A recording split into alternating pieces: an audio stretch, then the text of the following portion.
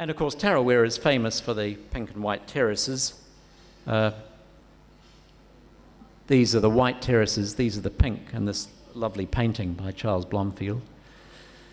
And this is a map that shows the effects of the eruption. So here's Mount Tarawera, the volcano, so the eruption started here, propagated through to Waimangu, quite a long distance, 17 kilometers.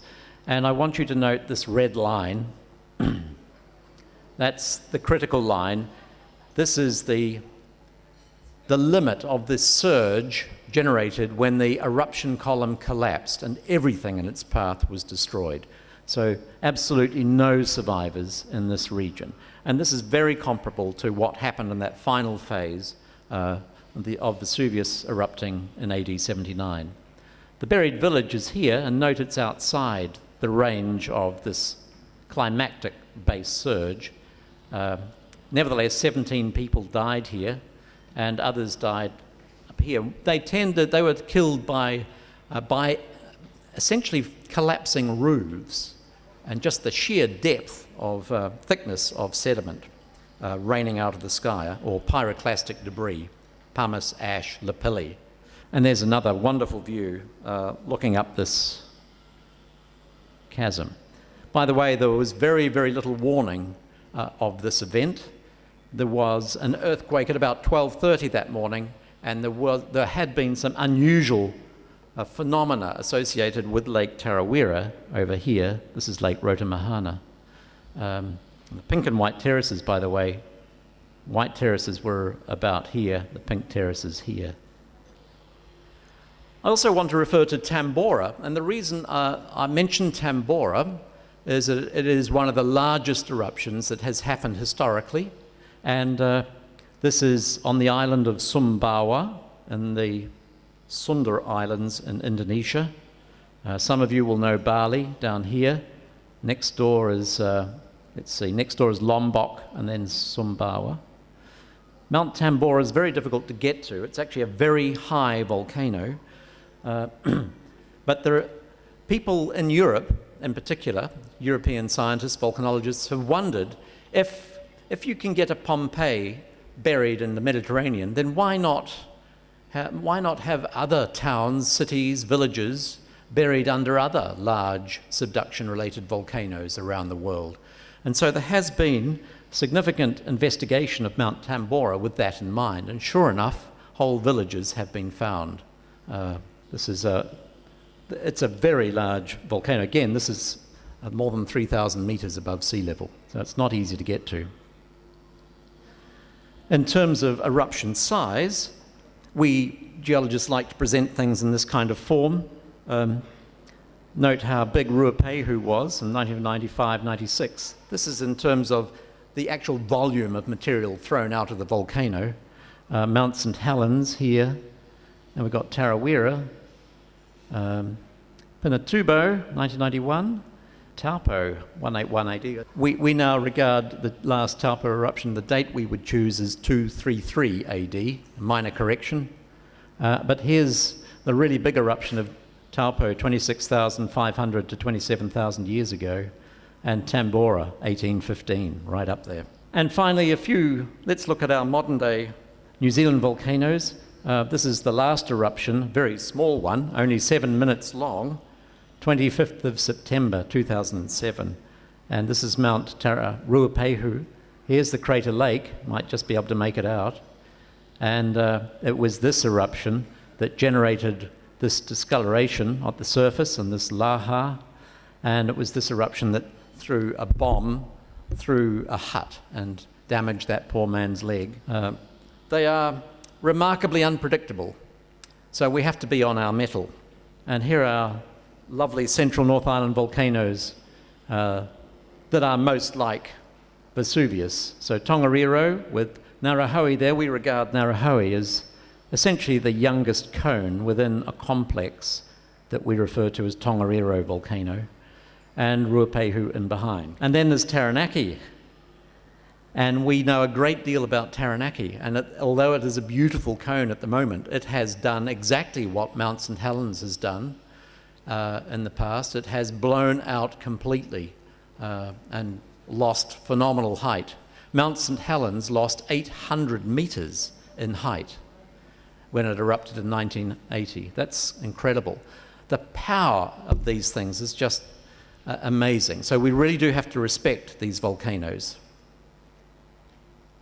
And by the way, all the heat energy associated with these volcanoes and all plate motion and all mountain building and all earthquakes is, in our opinion, that's the opinion of the scientific world, it is largely, if not all, nuclear energy. So it's the result of radioactive decay, heat energy, that is developed as a function of radioactive decay of the common radioactive elements in the Earth's crust and mantle, which are uranium, thorium, potassium. The heat travels and the elements that generate this heat stay down there. So the heat reaches the surface one way or another. And the last few slides, here's a glimpse of Herculaneum today, which I've hardly mentioned, but you'll see in the AV in the exhibition that about in the depths of the night of the eruption, August 24th, Herculaneum was essentially wiped out by a pyroclastic flow that was wet.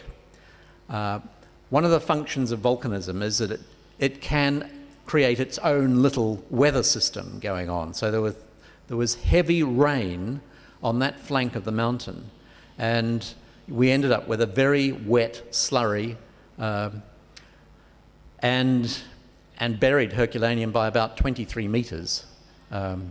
These towns, Herculaneum, by the way, was really found by accident or refound in about 1738.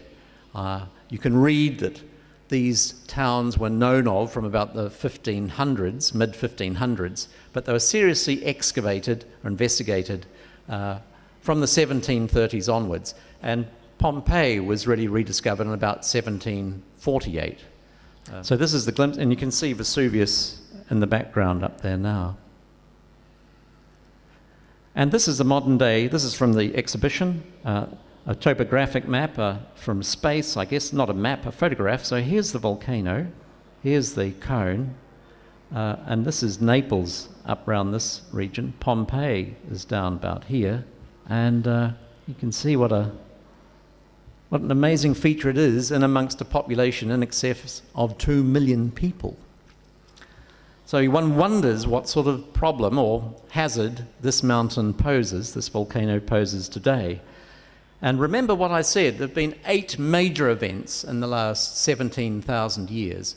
And in terms of the significance of this volcano, one would have to say that it is probably the best studied and most studied, perhaps, volcano on Earth.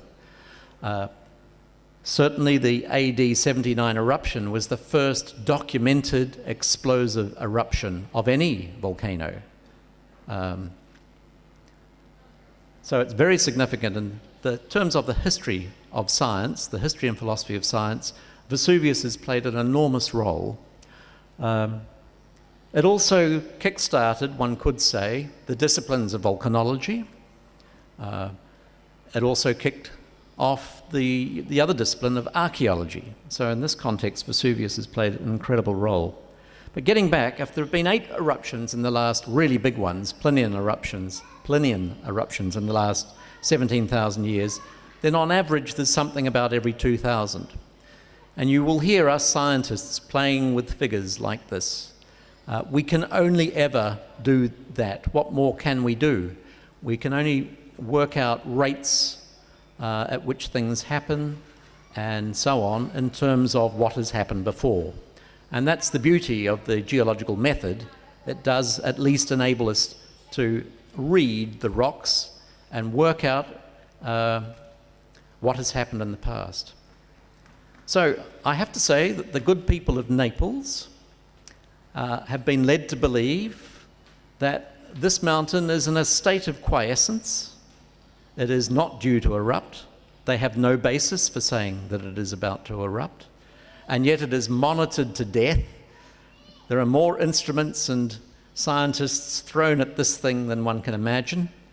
And let's hope they're in good hands. And I'll stop there, and I'll be very happy to answer any questions. Thank you.